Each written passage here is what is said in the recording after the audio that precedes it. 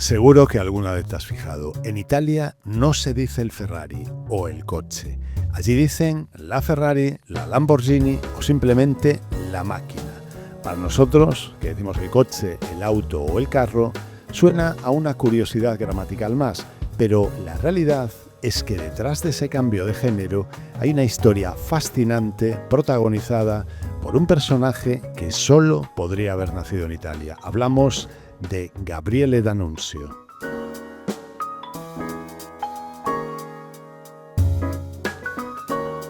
Si buscas una foto de D'Annunzio, no te vas a encontrar con un galán de cine. Para ser totalmente sinceros, era poco agraciado físicamente, pero tenía algo que suplía cualquier carencia, un magnetismo y una sensibilidad por la estética que eran simplemente arrolladores. Era un tipo capaz de escribir la literatura más refinada y, al mismo tiempo, lanzarse a la guerra, perder un ojo en combate y liderar misiones militares que hoy parecerían de película. Era lo que llamamos un esteta, es decir, una persona con una sensibilidad extrema para la belleza, alguien que necesitaba que todo lo que le rodeaba, desde sus poemas hasta sus coches, fuera estéticamente perfecto. Era literalmente un amante de la belleza con uniforme de soldado.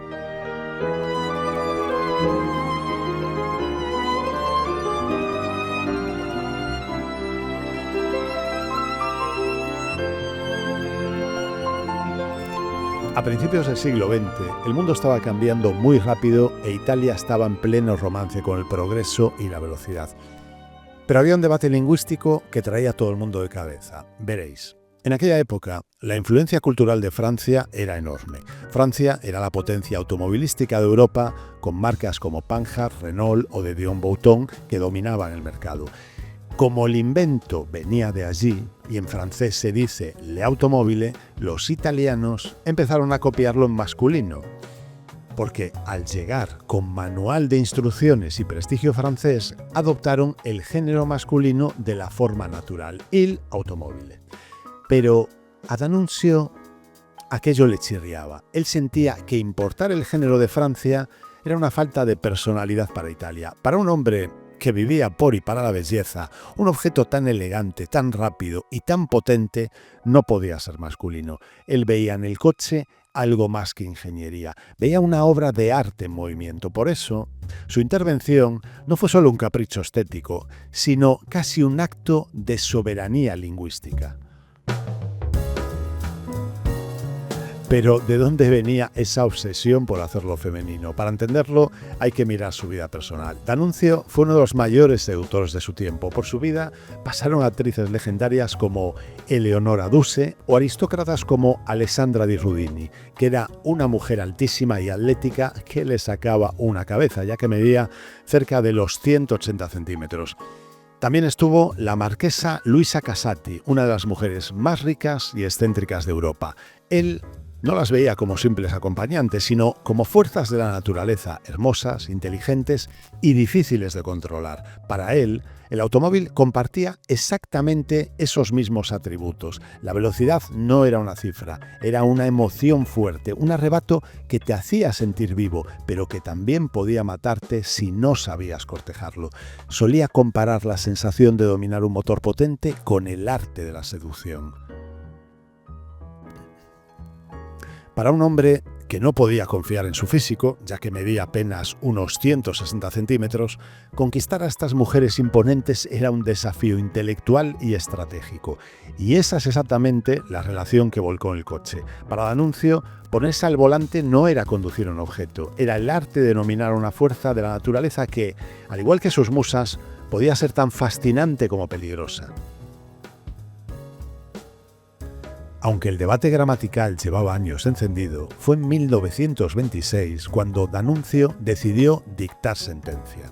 Lo hizo a través de una carta fechada el 18 de febrero, un detalle que esconde una coincidencia fascinante. Apenas 4 días antes se había celebrado San Valentín. No sabemos si fue el azar o si el espíritu de esa semana caló en el pensamiento del poeta, pero lo cierto es que escribió esas líneas en plena exaltación creativa, tras haber exprimido en carretera su nuevo Fiat 509, el regalo personal de Giovanni Agnelli. Es muy posible que esa atmósfera de romanticismo que siempre le envolvía fuera el caldo de cultivo ideal para su conclusión. El automóvil no podía ser un objeto frío y mecánico, tenía que ser un ser con alma. Quizás Agnelli, con la astucia que le caracterizaba, eligió precisamente la Semana del Amor para entregarle su nueva joya. Y el poeta, en lugar de perderse en cifras de potencia o cilindrada, respondió con la carta de amor definitiva a la máquina, sellando para siempre el sexo femenino del automóvil.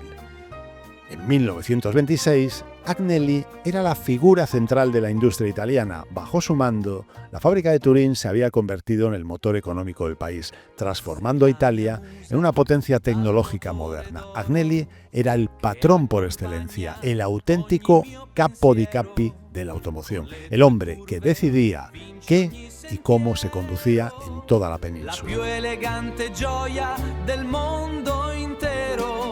Al enviarle la carta a él, D'Annunzio estaba haciendo una jugada maestra. Estaba uniendo la ingeniería de Agnelli con su propia visión estética. En esas líneas, el poeta sentenciaba: el automóvil es femenino, tiene la gracia, la esbeltez y la seducción de una mujer. Fue el bautismo definitivo. Y, con el visto bueno del hombre más poderoso de la industria, la visión del poeta se convirtió en realidad gramatical.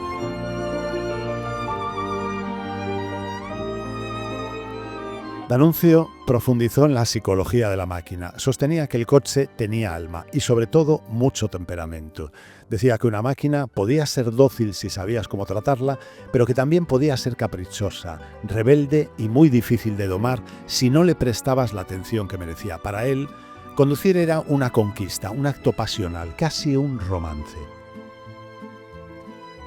Lo más increíble de todo es que en esa Italia su palabra era ley. Su carisma era tan potente que la prensa empezó a imitar su lenguaje. Los fabricantes adoptaron el término y el pueblo ya no dejó de decir el coche para decir la máquina. Fue una revolución lingüística desde arriba. El debate llegó incluso hasta la Academia de la Crusca, la equivalente a la RAE en España.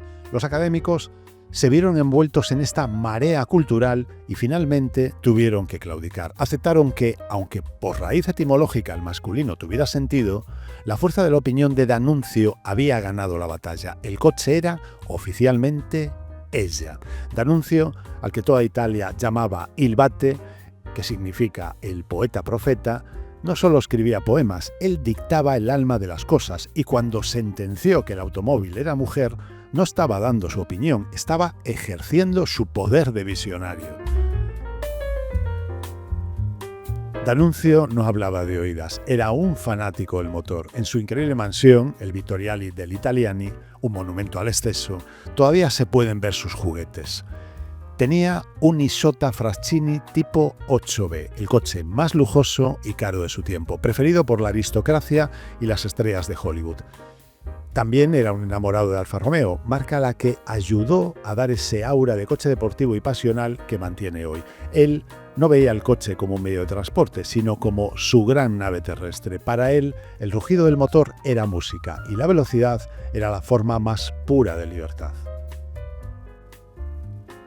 Gracias a ese giro de D'Annunzio, el italiano actual tiene un vocabulario para el coche que es pura música, pero ¿cómo los llaman exactamente a día de hoy? Lo cierto es que hay varias formas y cada una tiene su matiz. La más común, la que escucharás en cualquier calle, es la máquina. Es curioso porque, aunque máquinas hay de muchos tipos, para un italiano la máquina, por excelencia, es siempre el coche. Si nos ponemos un poco más elegantes, aparece el término la vettura. Es una palabra con mucha clase que se usa en el mundo de la competición o cuando se habla de coches de alta gama, vehículos clásicos o incluso servicios de representación con chofer.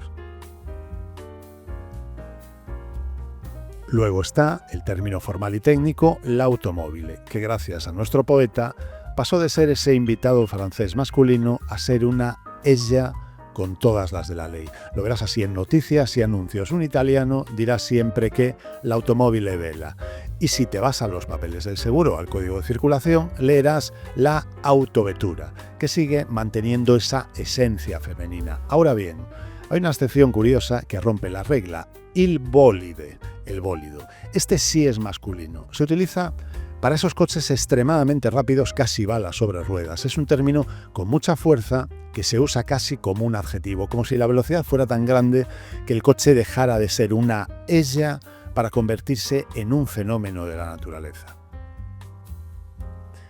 Pero donde de verdad se nota el peso de esta historia es en los nombres propios. En Italia, las marcas no son solo empresas, son entidades con alma. Por eso, nunca oirás a un apasionado decir el Ferrari. Se dice la Ferrari, la Maserati o la Lamborghini, e incluso en marcas con raíces tan profundas como la Alfa Romeo, la Lancia o la propia Fiat, el género femenino se mantiene innegociable.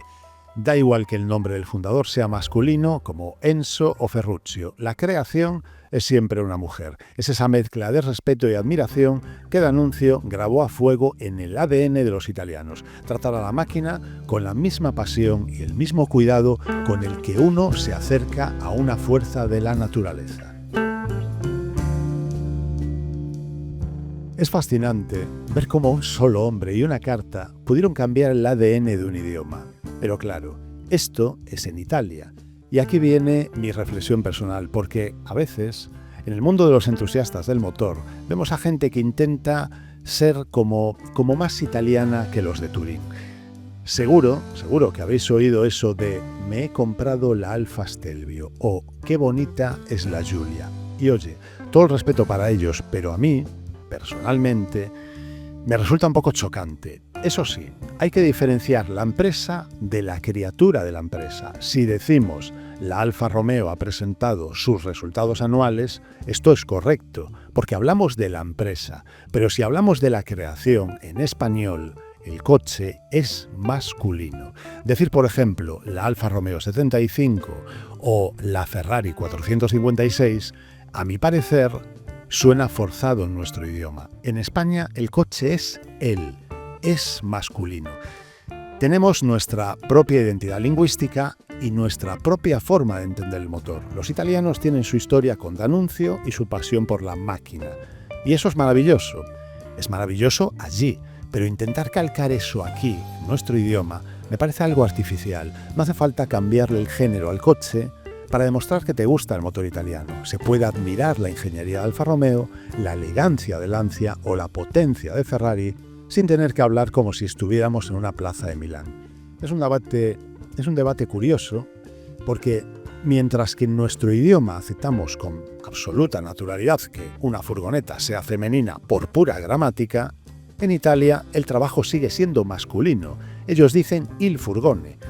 Y aquí es donde empieza el lío. ¿Qué pasa con un vehículo mixto?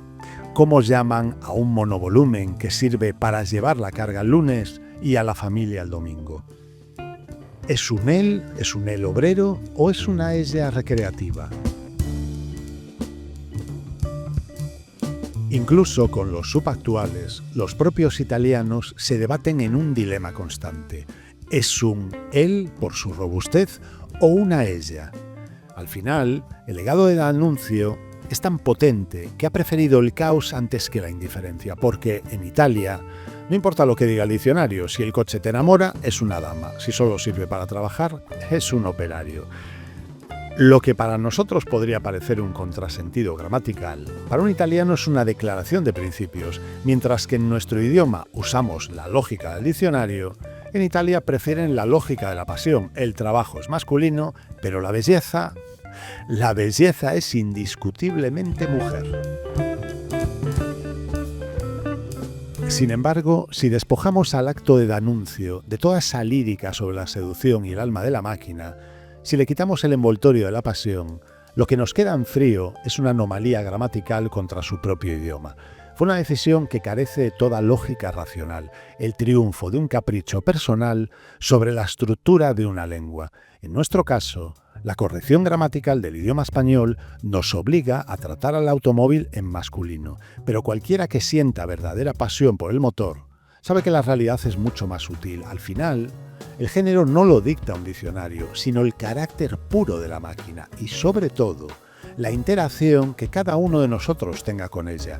Es un acto de libre albedrío, ya que al ver un coche o al ponerse tras el volante, se produce una comunicación silenciosa donde la estética y las sensaciones mandan sobre las reglas. En última instancia, es algo profundamente subjetivo, depende de lo que ese vehículo despierte en tu inconsciente. Quizá D'Annunzio no pretendía solo cambiar una letra, sino recordarnos que cuando la pasión entra en juego, cada conductor es libre de decidir si lo que tiene entre las manos es un compañero de batalla o la más sofisticada de las damas. Sin embargo, no podemos olvidar que la sentencia de D'Annunzio nace de una visión muy concreta, la del gran seductor de su época. Para D'Annunzio, el coche es femenino porque él lo ve como una extensión de su deseo, como una conquista más. Y esto nos lleva a una pregunta fascinante. ¿Qué pasa cuando es la mujer la que se pone al volante? Si seguimos la lógica de D'Annunzio, estaríamos ante una relación puramente femenina, casi un reflejo en el espejo. Pero la realidad es que esa supuesta feminidad de la máquina es algo que el poeta impuso desde su mirada masculina. Para muchas mujeres, el automóvil no tiene por qué ser esa seductora obediente de la que él hablaba. Puede ser un compañero con una energía puramente masculina o simplemente una máquina sin género que le otorga libertad. Al final, lo que para D'Annunzio era un homenaje a la mujer, hoy nos revela que la relación con el motor es mucho más libre de lo que el poeta creía. La máquina no tiene un sexo definido por decreto. Su identidad nace del sentimiento y del deseo de quien la conduce.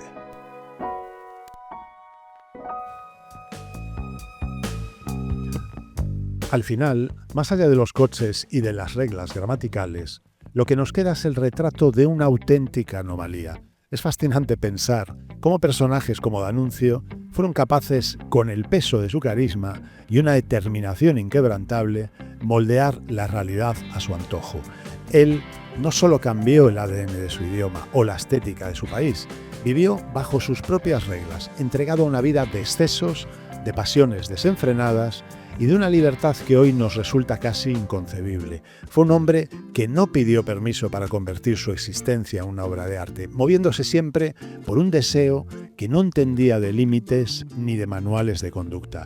Fue una época distinta, con gente distinta, una historia que hoy parece de otro planeta, pero que nos recuerda que, a veces, la voluntad de un solo hombre es suficiente para cambiar la forma en la que todo un país entiende el mundo.